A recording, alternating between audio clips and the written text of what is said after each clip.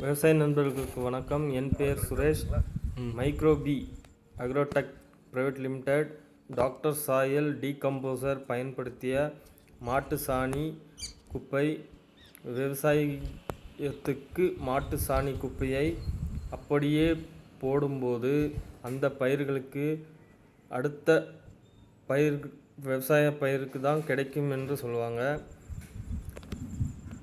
Doctor சாயல் decomposer இந்த மாதிரி டீகம்போசர் பண்ணி பயன்படுத்தும் பொழுது அந்த செடிகளுக்கு தேவையான அனைத்து சத்துக்களும் உடனடியாக கிடைக்கும்.